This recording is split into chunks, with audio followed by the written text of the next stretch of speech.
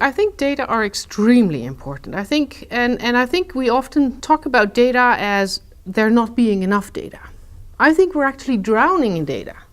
And I think what steam was for the 19th century and what oil has been to the 20th century, data is going to be for the 21st century. It has the potential to really create disruptive change, and it is in our hands whether that is a positive change or a negative change. So what we can do now, if you look at satellite imagery, and that is one thing that we work on quite a lot, is literally monitor near real time where tropical deforestation is happening.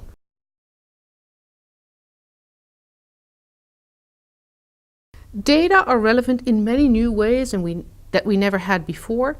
And I think where we are now in the data revolution is with our processing capacity, we can actually start to get data to talk to each other. This is great to know where forests are depleted, but if we can't combine that with the effects on water and the water retention capacity of soil and with climate change and with people's livelihoods and socioeconomic data and how women are impacted in a different way, we can't get to the answers that we need.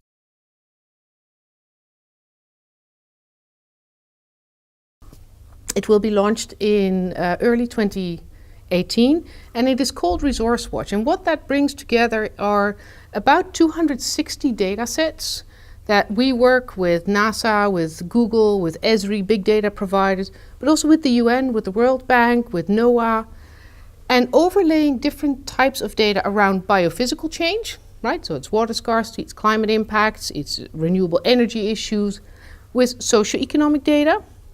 Where are people vulnerable? What about gender disaggregated impacts? What about unemployment and youth? And overlaying that as a third layer with political exclusion and political marginalization. And what you then get is the biophysical, which used to be sort of the environment domain. But these guys don't usually talk to the pinstriped suits of diplomats that sit in the UN Security Council and that deal with diplomacy. And so we're trying to build now the first integrated database where you can actually start to see how biophysical change relates to socioeconomic inequality, relates to political uprising, including migration. And so that's what we're working at, and I believe these types of data sets will allow us to bring new policy measures, new tools to help address the problems. Because if Europe and a few other countries think that we are now dealing with a migration crisis, I live in Ethiopia, that's where I set up our Africa operations.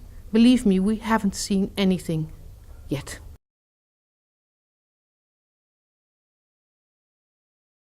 So we truly believe that data isn't the domain of the decision makers. We need to mobilize the masses. We need to create a movement.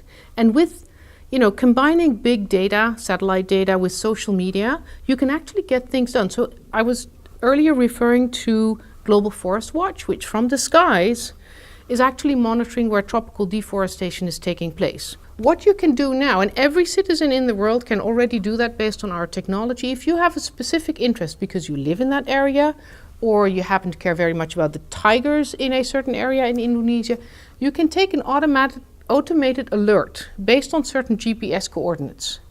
If our satellites pick up tropical deforestation, you get an automated alert on your mobile phone. What does this allow local people to do? And we've actually set up a fund to help them in that way.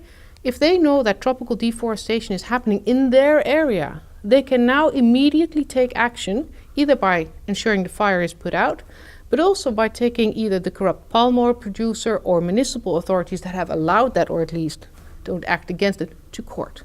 And this is a way to give, what big data does, but empowering local people and how you bring that together. We're doing that across the world, and I think this is the only way that we will make change happen. You have to give people the tools to have agency over their own lives and their own destiny.